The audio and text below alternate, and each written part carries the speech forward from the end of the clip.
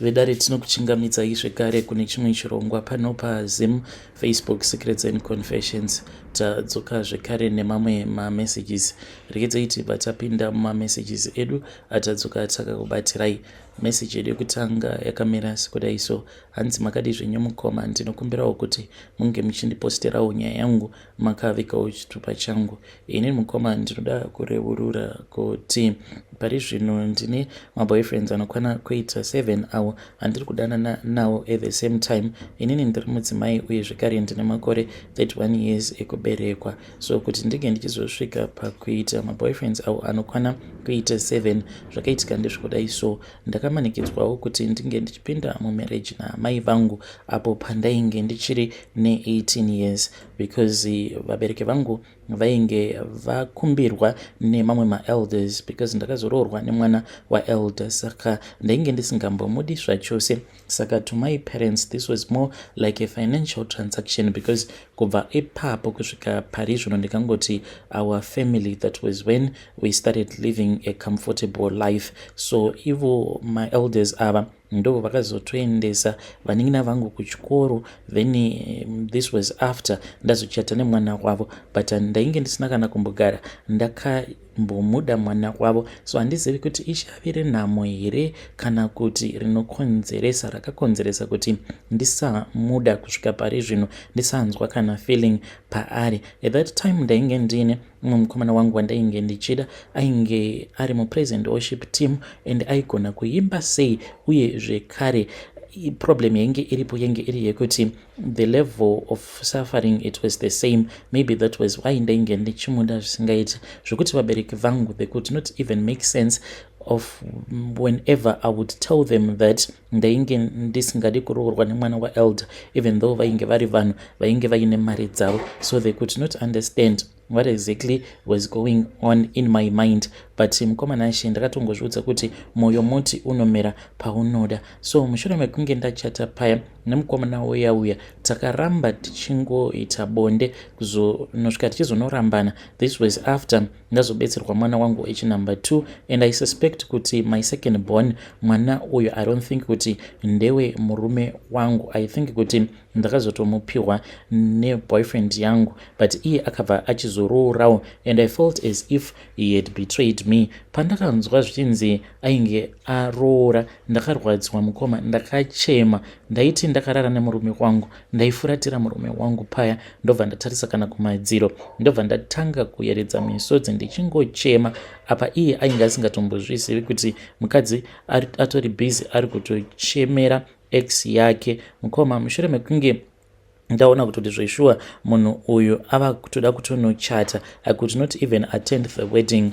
The day when we were supposed to go for the wedding takatomuka makuseni nemurume wangu tava kutogadzirira paya, but ndakabva ndangoti mudumbu mangu ndikunzwa mudumbu mangu muri kurwadza and I could not go because ndakatongokaruka ndabatwa nemweya wekuti kana paya pazvinenge zvava kunzi kana kuina anyone who has something to say so that these two people cannot be joined together. Ndaitonzwa voice rainge richinditi ipapo ndo paunofanira kuti unge uchizosimuka uchiudza vanhu kuti uyu he is your own soulmate. Ndikabva ndati saka uko handisi kufanira kuti ndinge ndichienda, otherwise ndinokwanisa kuzokonzeresa drama plus mwana wangu ainge achiri mudiki. Ndikabva ndati zvino kana ndikakonzeresa drama then ndinozochengetwa nani. So mukoma ndakabva ndangodecide kuti ndinge ndichinyepera murume, ndikamuudza kuti ndainge ndichinzwa mudumbu. Saka murume akabva azoenda zvake ari ega. Ndakaswera muswere wese wezuva ndichichema, ndakangotarisa mapictures aex wangu ndichingochema kuti saka ndozvawasarudza, watosarudza kuenda here naidiya. Kubva ipapo kusvika pari zvino ndakabva ndazova wild.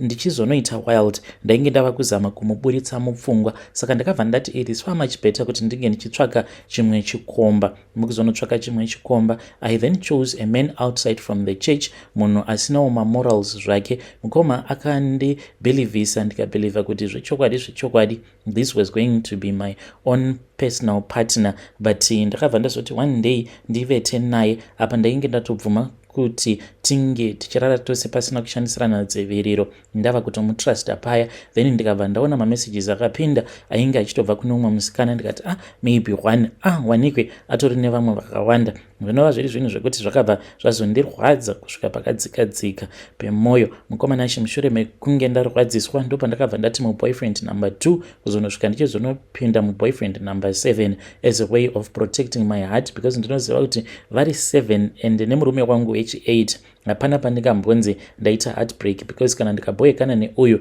then ndinobva ndazoenda kuna uyo. Ndiyo confession yangu iyo yandinayo. Ndinokumbirawo kuti munge muchindipostirawo nyaya yangu, then kana mukandipostira nyaya yangu muzondizivisawo, ndichange ndichizotevererawo mucomment section.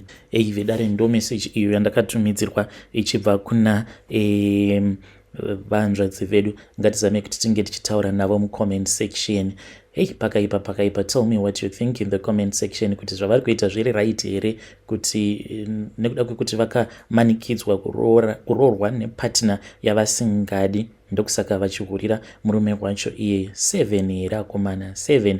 Dai anga ari one tight zvimwe kuda, but 7 men, I think it is very wrong vanzvadzi. Gedzaitibva taenda panyedu inotevera.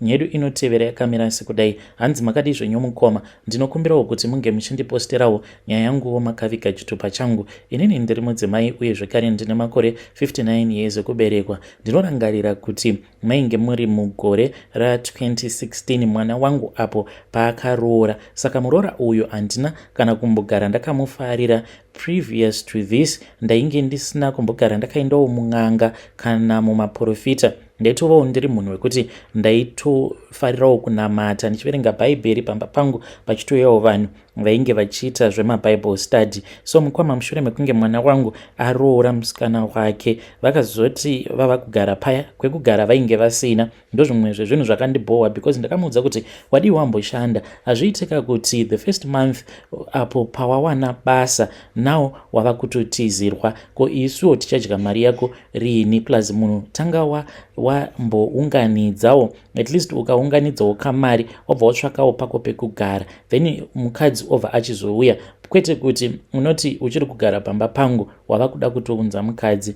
Anyway, akabva aita nharo, akabva ati mama, inini munhu uyu sezvo ndatomumitisa hapana pandingambomudzinga zviri nani kuti tinge tichienda kunogara zvedu muroad kana pasi pebridge. Ndikabva ndati it is fine, you can stay with her, but handina kumbogara ndakamufarira muroora uyu. Ndadaro ndakabva ndati it is okay, but mumwoyo mangu ndainge ndakamuvenga muroora uyu. Ndiye akazotondidzidzisa kuti kung'anga kunoendwa. Ndichienda kung'anga dzainge dziri nzira dzekuti ndainge ndichida kuti muroora wangu ange achinorambana nemwana wangu. At that time ainge achiri nepamuviri. Zvadaro mukomana Ashi ndakazoti ndaenda kune imwe ng'anga ndokubva ndazonzi painge pachidiwa tsvina yake muroora uyu, then kana ndikakwanisa kuwana tsvina yake then ndinobva ndaifanira kuti ndige ndichizodzoka nayo kwavari sekuru vaya. At that time ndainge tisati ndaziva kuti tsvina yake muroora vainge vachida kuzoita sei nayo. So mukoma ndakasvika pakublokesa toilet, ndikabva ndazoti kune muroora, muroora kana kuri kunzi unenge uchida kuzvibatsira unongoendawo mumibhanana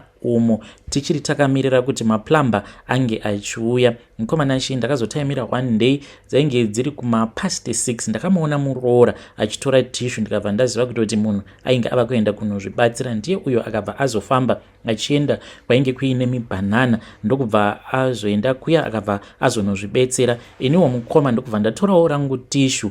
Ndakati ndasvika kuya mukoma ndakabva ndangononhongerera tsvina yake, ndikabva ndaita yekuputira mutishu, ndikabva ndadzoka nayo ndokubva ndatoenda kubedroom kwangu straight mukoma. Apa tsvina iyi ndainge ndakaiisa muhomwe rerimwe zijaketi randainge ndapfeka. Ndakabva ndazoiisa muplastic tsvina iya iko kunhuhwa. Ndakangorara usiku hwose ndichingospraya maperfume mubedroom mangu. Then mangwana acho makuseni ndopa ndakabva ndazoenda kwavari sekuru vaya. Ndakati ndaenda kuna sekuru vaya then ndikabva ndazovapa tsvina iya yemuroora, then vakabva vazogadzira muroora. Pasina kana mazuva akabva azongotanga kuridza mhere. Ndikabva ndati kochi ndikabva ndaonawo nemwana wangu ainge achichema, zvikabva zvazonzi nemwana wangu mudzimai wake ainge achibleeda, ndikabva ndatoziva kuti yainge iri miscarriage. Saka ndaifungidzira kuti miscarriage iya ndiyo yainge ichazokonzeresaka kuti vanhu vaviri ava vange vachizosvika pakurambana. But mukomana ashikana ndikakuudzai kuti nanhasi uno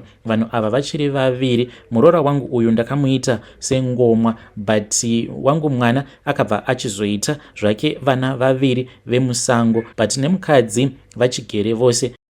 Hei vedare ndo message iyo yandakatumidzirwa ichibva kuna gogo avo. Zvakangoma hazvo vedwe, hanzi ndakatora tsvina yemuroora. Vakazotumidzira imwe message hanzi pandakazoenda kwavari sekuru vaivai, hanzi vakazonditi ndinge ndichibatidza moto. Mushure mekunge ndabatidza moto ndokubva ndazopiwa zizenge, ndikabva ndanzi ndinge ndichiisa tsvina iya yemuroora pamusoro pezenge riya, ndikabva ndanzi ndinge ndichizokanga tsvina yake. Ndakabva ndachizokanga tsvina yake. Ndakati ndapedza kukanga tsvina yake ndikabva ndanzi ndainge ndichifanira kuti ndinge ndichizoikuya kuya, but izvi ndakazozviita mushure mekunge ndadzoka kumba. Ndakati ndapedza kukuya tsvina iyaya ndikabva ndazotora bhodhoro, a 2 liter bottle, ndikabva ndazorizadza nemvura ndokubva ndazoisa tsvina iyaya. Hanzi tsvina iyi zvandaipota ndichiita ndezvekuti ndaiti makuseni vanhu vasati vamuka, ndaimuka inini ndobva ndakusha pagedhi, uye zvekare ndiyo yandaizoshandisa pakumopa mumba. Hanzi izvi zvandainge ndichiita ndainge ndichizviitira kuti muroora ange achizosvika pakusemewa nemwana wangu. Kugona chete kuita ndechekuti ndakamuita ngomwa, but zvekuti vange vachizorambana izvozvo ndakazvitadza. Vedare ndo message iyo yandakatumidzirwa ichibva kuna gogo ava. Message ichi2 yavakatumidzira, ngatizamei kuti tinge tichitaura navo mucomment section.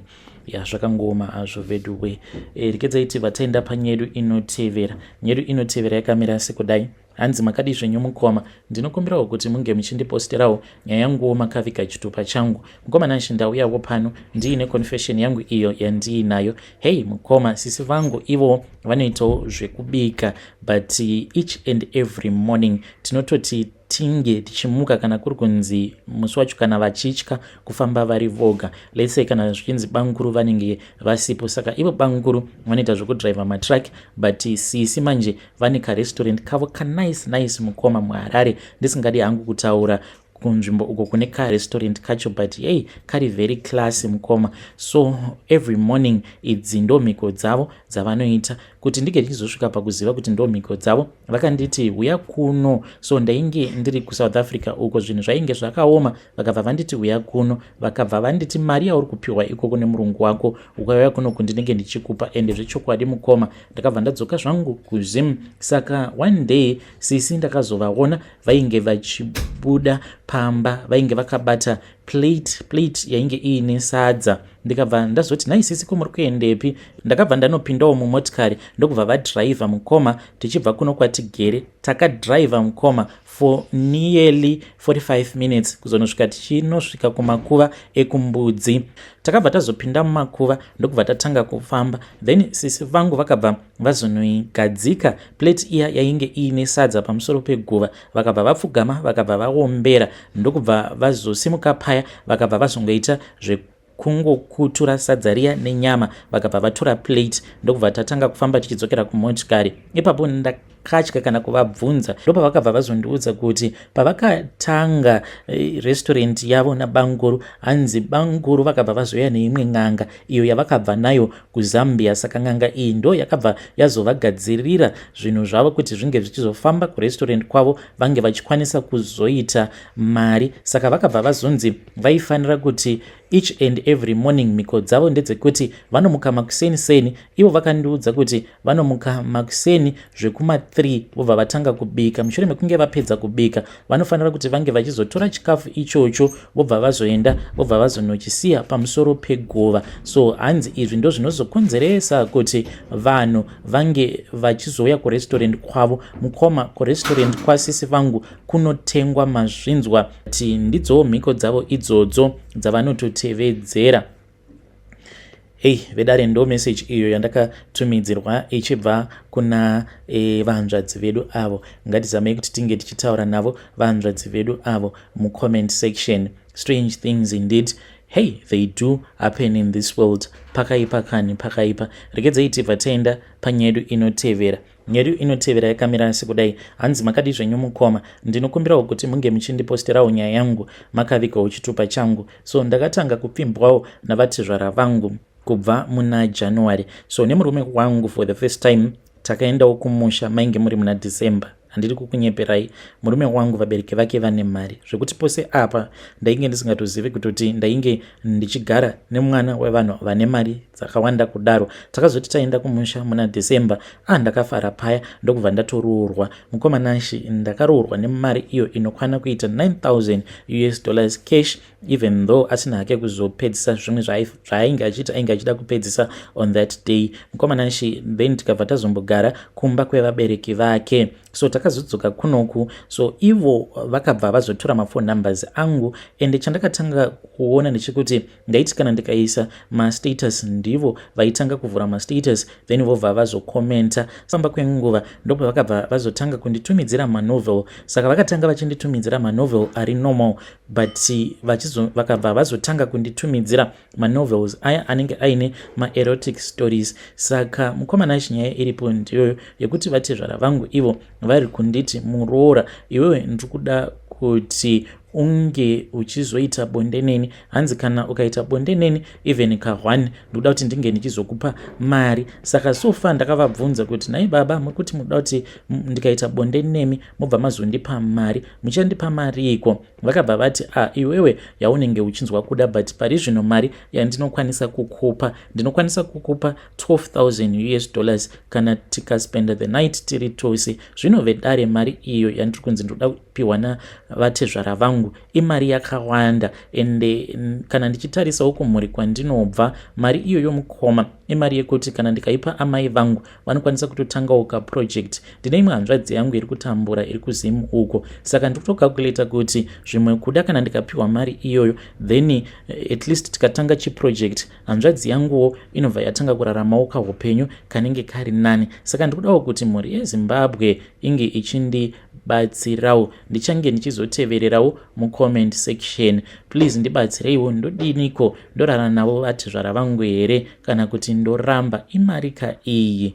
Avo vachazondijaja ndikuda kuti vange vachizondipindura mubvunzo wangu wekuti kana mandijaja mandituka mukati azviite, pakati penyu pane anokwanisa kuzondipa here mari yakawanda even $10 nekundijaja kwamuchazoita? Pane angakwanisa kundiburitsira kunyange $10 zvayo here? Kana ariko ngasimudze maoko tione. Vedare ndo message iyo yandakatumidzirwa ichibva kuna vanzvadzi vedu. Mazvinzwa ndo challenge yavo. Hanzi kana ariko anokwanisa kundipa $10 zvayo ngasimudze maoko tione. Ngatitaurei navo vanzvadzi vedu ava mucomment section.